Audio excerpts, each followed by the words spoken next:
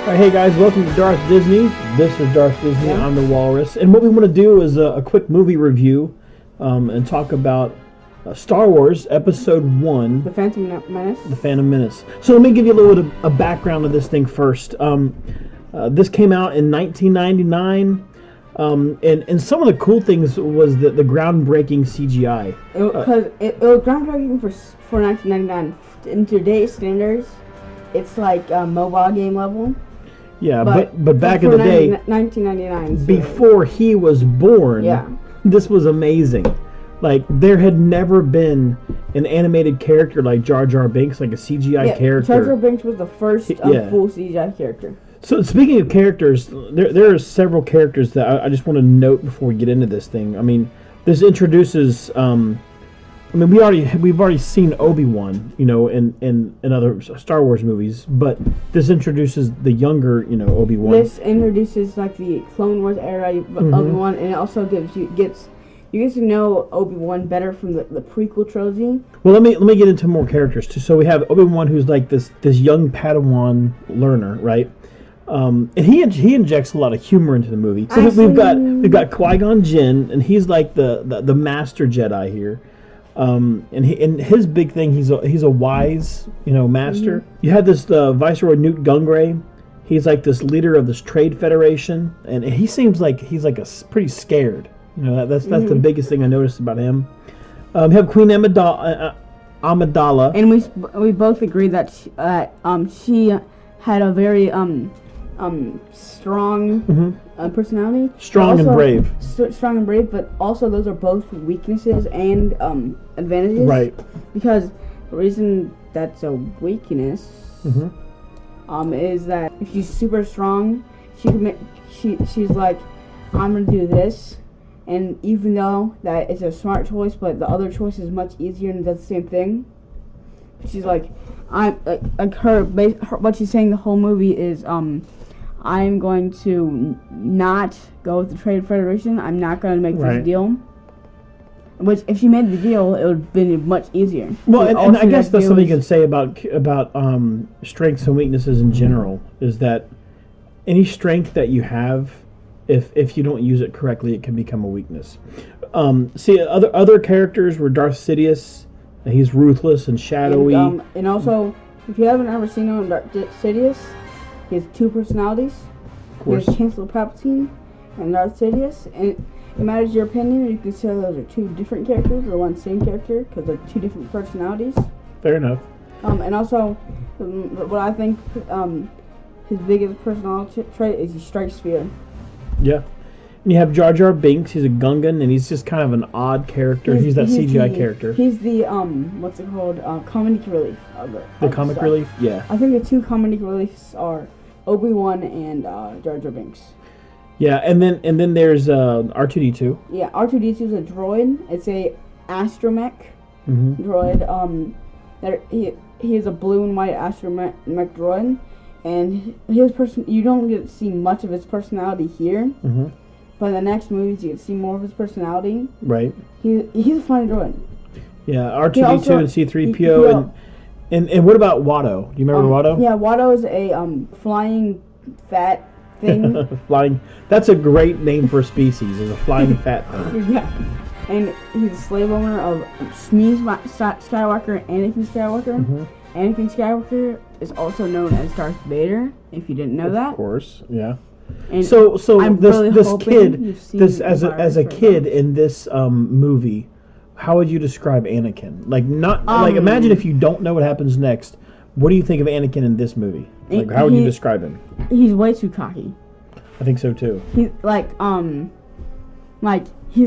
gonna win this pod race when he already lost. He blew up his ship multiple times. He hits almost like 14-year-old. He's 10. So a few more characters in this thing, just to quickly look over. There was Sebulba. He's a Dug. He's a racer. He's kind of like the big guy that the Anakin's having to race against. There's Shmi, which is Anakin's mom. We already talked about C-3PO. Of course, Yoda. He's a big character. Oh yeah, Yoda. In this movie, if you watch the original version, he's a puppet. That's very important. That's very important. And of course, he's a wise master. He's one of my favorite characters. He's at this point he might be like 880 at least. 800 something, yeah. And of course, there's Jabba the Hutt. And there are other characters, but these are just some of the main ones. Showed up for like 3 seconds. Yeah. Jabba Hutt's not a main character.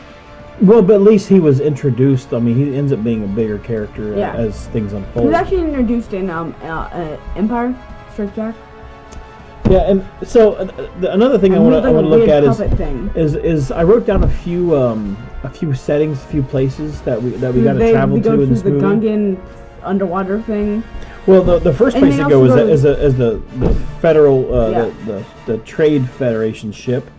They went to Naboo. You know, I really enjoyed just like seeing Naboo.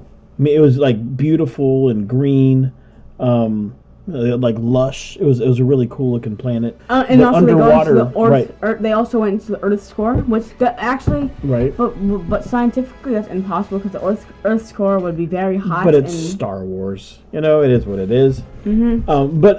Not the Earth's core, the planet's core. I'd say Earth, but it's actually Naboo. Naboo's core, right? Now, so Naboo is cool because they had like that beautiful like top of the planet, but they also had this underwater civilization too. Yeah, which is really cool. The underwater civilization was unknown by the Naboo, but it was owned by the Gungans and things. It wasn't much known. They weren't really involved with a lot of things. Opposite of Naboo was Tatooine. So you have this like lush, beautiful planet, and then you have Tatooine, which is the exact opposite. Tatooine was Tatooine is kind of like Iraq. Like for a whole planet? Yeah. Because he's been to Iraq actually. Yeah, just for a little bit. And I know Iraq is like full of sand and sandstorms. And but the difference is Iraq is an actual country and planet, and also Tatooine has much more crime, and they have crime lords, like not like mafia bosses, like crime lords like Jabba the Hutt. Yeah. He the Hutts own Tatooine. Another place that actually has a lot of crime that we don't get to see as much in this movie is Coruscant. We really get to see the top layers of Coruscant, this city world. And this planet is literally just a city. It probably has like 1 trillion people on one planet. It's a very interesting, it's a cool planet, but the farther down you get to the actual like ground, the more crime and the darker the place is. All right, so those are some little background, some characters and settings. Before we can get into like any theories and like, you know, kind of observations, I want to quickly kind of, you know, give you a rundown of what happens in the movie. So let me just real quick kind of talk through this. There's the problem that you kind of start seeing in the scroll, you know, as you see the whole da da da da da, you know, and you see the Star Wars yellow words, you know, rolling across the screen. You see that there's a problem with taxing trade routes. The Trade Federation had blocked Naboo's trade route. So the Jedi, they're tasked to fix this problem, right? And so Obi-Wan and Qui-Gon, they board this federal trade ship, and they want to kind of have negotiations. The negotiations are attacked. They have to escape to Naboo. And then so this Naboo Leadership Council, they meet, and they don't want to go into war. Now that's where we see Queen Amidala, right? Qui-Gon, while he's on Naboo, we see him saving Jar Jar, and then Jar Jar owes him a life debt. Jar Jar joins this whole mission as a navigator through the planet core that Darth Disney talked about as he goes to the planet core. The Trade Federation, they end up attacking Naboo. The Jedi save the Queen and take her to Tatooine, and then we find that once they get to Tatooine, they need to get their ship repaired. They don't take the Republic credits there, so they got to figure out a way to pay for these repairs. Also, one thing about the Java species, mind tricks do not work on them. Right. Because the best scene in that whole movie, in my opinion, one of the best scenes is where Qui-Gon goes, "You will take Republic credits." I won't. And he tries it twice or 3 times. No, I won't. And he's like, "You think you're some kind of Jedi or something?" And it's pretty good. While they're on Tatooine, they see Darth Maul. Oh, yeah, they have a quick interaction there. well, before they have an interaction, we see Maul scouting them actually first. And after that, we see Annie is freed because they have this whole pod race thing, and that was the whole reason for the pod race is that Qui-Gon enters Annie into this competition, this race, and he makes this big bet for Annie's freedom. If Annie wins, he gets his freedom, and if not, then they get the ship and all this weird stuff. Qui-Gon kind of orchestrates that, and knowing what's going to happen, and Annie wins, and Annie is freed. So on their way out of Tatooine, Maul attacks the Jedi. They attack. And Darth Maul is a Zabrak warrior trained by Darth Sidious and Darth Plagueis. Yeah, so this is an interesting thing that we don't see in the movie, though. But what we know about this is at this point in time, it's tough to tell when in the movie this stuff happens, and some of this is not canon anymore because it was in a Legends book. Because Disney sucks a little bit. They've done a pretty good job with like Mandalorian, Bad Batch. Some things. Palpatine is training. He's like the apprentice to Darth Plagueis. And meanwhile, Palpatine is training Darth Maul. And the way that works is like Darth is not actually a Sith. He's like a Sith assassin. But meanwhile, somewhere in the time frame of this movie, Sidious kills Darth Plagueis, then promotes Darth Maul to be his actual apprentice. With Plagueis, this is a theory about Plagueis that it's not about the movie. The theory is technically Anakin's father, because Anakin does not have a father, and the theory is that Anakin was made up midichlorians. Another thing that happens here is after Maul attacks, the Jedi escape away from Tatooine. We move to Coruscant. We see there are these meetings at Coruscant. There's a vote of no confidence for the Chancellor, and that's where we start to see Palpatine get his more of a political rise. Oh yeah, and also Palpatine went from Chancellor to Supreme Chancellor, I think. Yes. While they're in Coruscant, the Jedi temple's at Coruscant, so they're bringing Anakin to the temple to talk to the masters, and they're like, no, we shouldn't train him. And he's like, well, can't you see that he's the chosen one? And so they're like, no, this isn't going to happen. And that's the first time that Anakin sees the council. But then they go back to Naboo, like the human-like people from Naboo, and the Gungans, they join forces, and they fight this Trade Federation and the droids. And there's lots of humor that happens with Jar Jar as he helps fight, and some terrible jokes. They fight that war on Naboo. The Jedi, their task is to get the Viceroy. That's like their big task. But unfortunately, they run into Darth Maul instead, and so they have to have that big battle. And then into Darth Maul a second time, and Darth Maul kills Qui-Gon Jinn. Yeah, so that's the big big thing. And the move he uses is actually pretty smart. He has a double-bladed lightsaber, which has two blades. So he distracts him by, like, basically hitting him with the blade. Poof, hits him in the head. And then stabs him, which is pretty smart. Yeah. Which also is another way you can tell that he was raised by, not raised, I mean trained by Palpatine. Because Palpatine is the only other character that sees stab at anyone in the, instead of slashing, he's more of a stabber. Yeah, that's good. But yeah, so of course Qui-Gon is dead. We think at this point Maul is dead. We find out later that he's not. In Clone Wars, but so Obi-Wan is the one that's alive. Is it season 2? I don't remember. Meanwhile, Annie he gets into his ship, and he ends up going and blowing up this whole Trade Federation ship, which is kind of crazy. How that all happens. And he's like 10. This is like it's a group of no joke robots. And the Trade Federation's army is droids. It's an army of droids, including the regular droids, droidicas, battle droids, droidicas. What's the one that has the cannons wrist thing?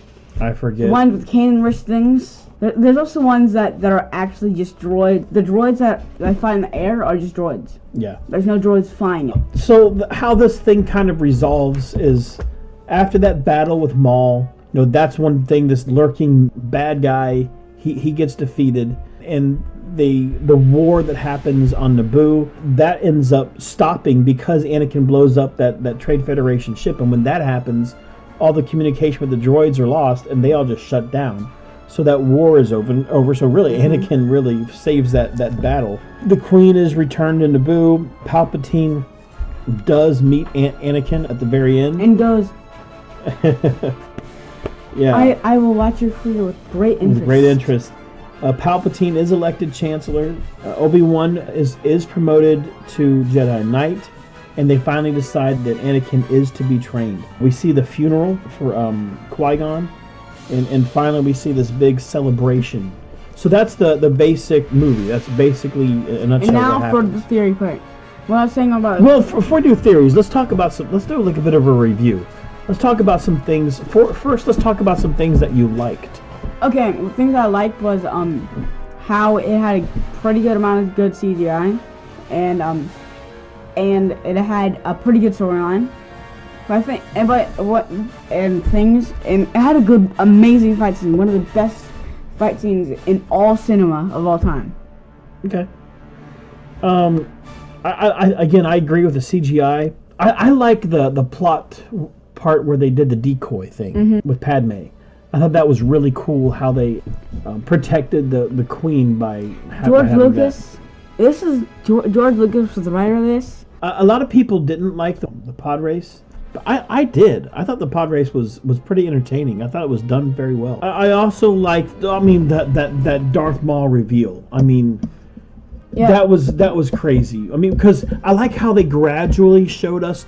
Because like the first time you see Darth Maul, you kind of see a hooded figure. Yeah, and he's like, you see the Sith equipment that he's spying. Darth Maul is played by Ray Parks. Yeah. And also, isn't Darth Maul like 5'9"? 5'5"? He's not very tall. Yeah.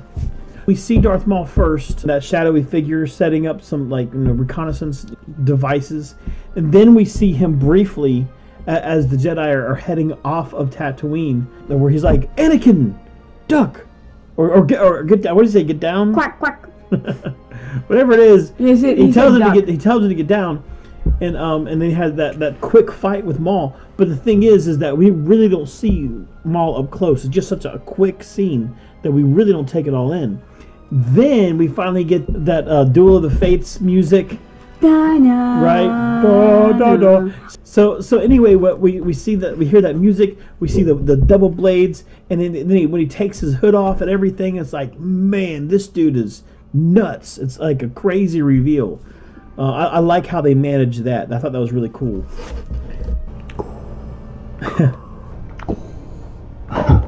One thing I liked, even though I didn't like it at the same time, is that tragic death of Qui-Gon.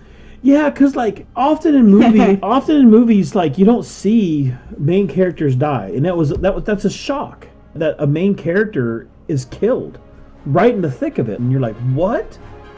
What are you doing? This is a reflection. I get bored. And the reflection of your hands is really, really interesting. Because how it switches the hands. All right, so those are some things that I liked and that you liked. What are some things you didn't like? The thing I didn't like is how they had like a million scenes where they're just going blah blah blah blah blah blah blah blah.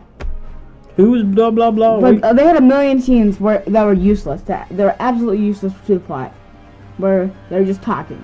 And that's something that's I agree and disagree, because there's a lot of political stuff in this, but the political stuff is important to understand because it's setting up the whole like reveal that Palpatine is behind, both sides of this war just to create a war so he can get more power.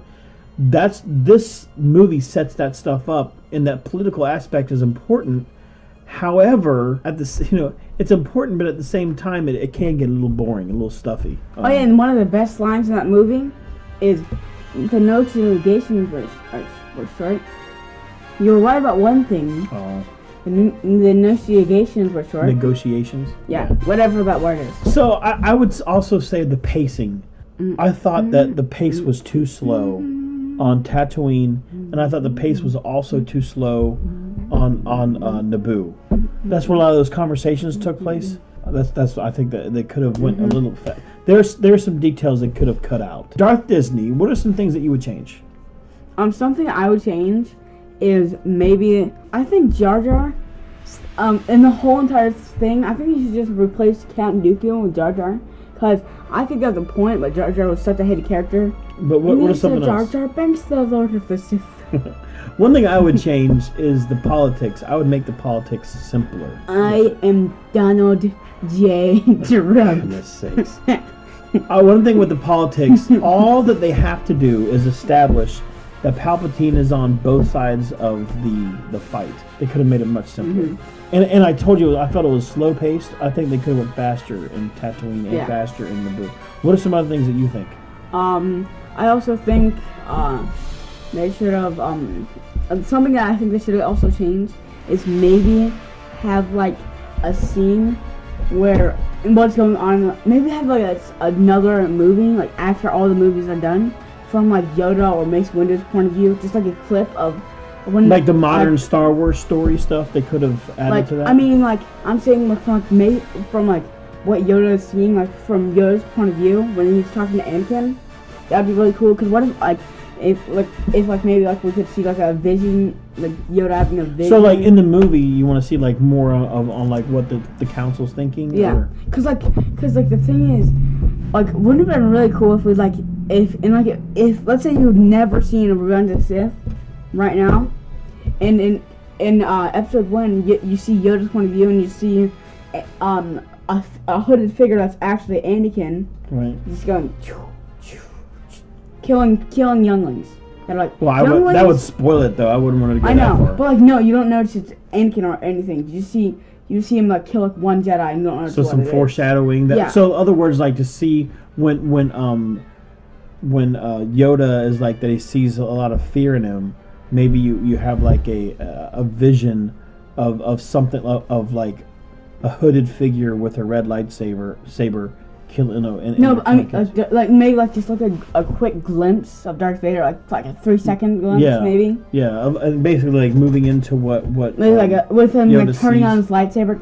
That could be interesting. I'm afraid it would give away too much. I know, but like we already knew this for Darth Vader fair that point in time. But it would have been really, and also, one extra detail is there's this one scene where you see Anakin and his shadow is Darth Vader's shadow.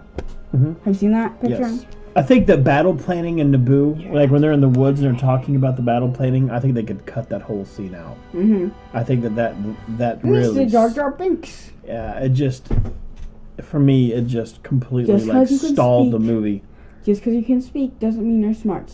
All right, so another one, the age gap between Anakin and Padme. Yeah, it's kind of really weird because like that's like if a 6th grader dated a 8th grader. Doesn't work out. It's 6 and 7. It just kind of weird because what she's supposed to be. How 14. old is this one? And then he's supposed 10. to be. No, that's like if a 4th grader dated the 8th grader. That's worse. I think what they could have done to make this better is they could have casted Natalie Portman in episode 2, but not episode 1. And had her be like a genius child, like in the Bible, there were kings that were like 8 years old. Like you could have had her be like a super genius child, which could have been a really cool thing, in the like that could have added some intrigue to her character. Oh yeah, random fact. I'm pretty sure like Count Dooku, or I think it was General Grievous, was actually supposed to be like a child, a human child. I have no idea. Like he was meant to be like a child, was really good, like Thrawn, kind of like. I don't know if it's General Grievous or not or something, but like. So here's time for the here's time for your theories, things that you think, things that like. One word, Darth Jar Jar. Give it to me. Okay. So the theory with Darth Jar Jar that we had, one thing we could do to make it better is if instead of having. His theory is that George Lucas' intent was to have Jar Jar as instead of Count Dooku being Count Dooku, they would have Jar Jar. Which I think, but they still do need what's his name, that actor person. What's the guy that played Count Dooku? Oh, they don't need him at all, because you can even imagine the name, like Jar Jar. If he was a Sith Lord, you can imagine him being Darth Dooku, because Dooku is kind of a weird name that would make sense for a Gungan. I think you had to keep Jar Jar because it sounds really well, cool. You know how that is. They get a new name as a Sith, so he wouldn't keep that. Okay, if you were Sith, your name would be Darth Unicorn. So I think that's what they. Imagine a unicorn Sith Lord And it's like a little unicorn. Goodness sakes. Yeah, it's just like 3 hours later. What other theories do you have? What else do you think about episode 1? Okay, also he also found some proof in the movie. But my guess it's literally just because it's species. Well, I'll read off some of the things that I thought with the Darth Jar Jar thing. The clumsiness. If you notice that, like, when he does clumsy things in battle, it ends up, like, helping him out. Like, he does, it's like a genius clumsiness. And I think a lot of the clumsiness could be him hiding the fact that he's a Sith Lord to where no one would expect it because of the way that he acts. You also see that the incident at the market, it's an interesting thing about him. It created the first dialogue between Qui-Gon and Anakin. So, because of Jar Jar, Qui-Gon talks to Anakin for the first time. Mm-hmm. So it that also makes me wonder, like, was that goofiness? But it was that on purpose from Jar Jar to try to get the two of them to meet, so that they could have that conversation. What if Jar Jar sings to Anakin's sports stuff? That's what I'm saying. Another thing is that's interesting. Jar Jar's from the same planet as Palpatine.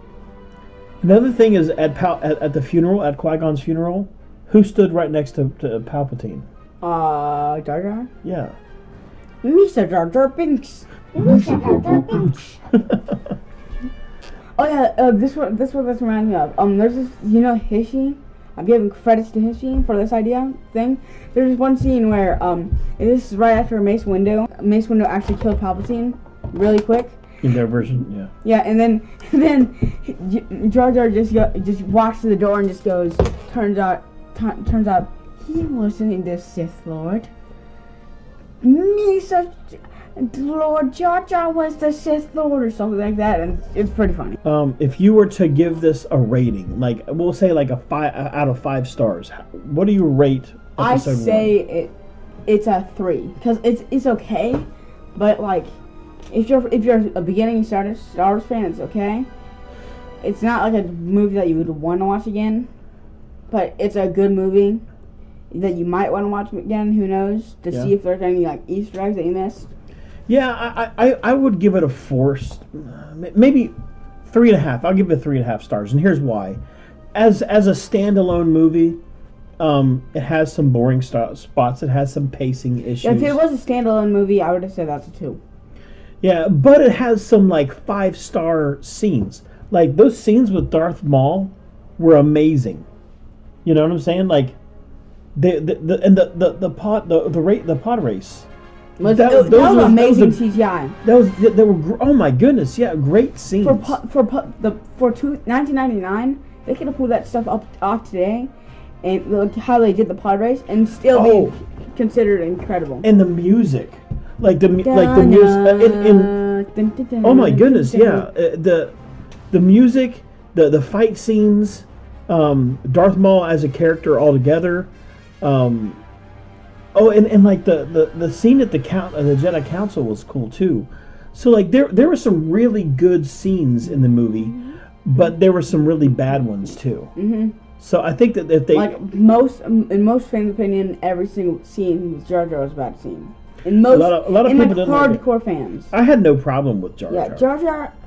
But the thing is, Jar Jar is not a character that you want like to come back and in the sequels, unless he's Darth Jar Jar. Yeah. Like, imagine if instead... So what they should have done with the sequels? They should have had, instead of having Kylo Ren as the main bad guy, they have an old man Jar Jar. with a nice, like a weird mustache on a thing. And he's just like... Because there's this one guy that had like a mustache thing. You are crazy. And he's like... He's got his a cane. He's like Darth Sidious level now. He's just like... He's trading Kylo or something, and just like this kid. All right. Well, before we go, anything else you want to give? So you give it 3 stars. I give it 3.5. Anything else? I don't think there's not anything else. So all right. I thought again. I say 3.5 stars. He says 3 stars. overall, I say that it's a great movie. If you compare it to just the rest of the movies, it's just not one of the best Star Wars movies. So that's it for now. We'll see if we can watch another one and upload another one, and stay tuned. So for now, see ya.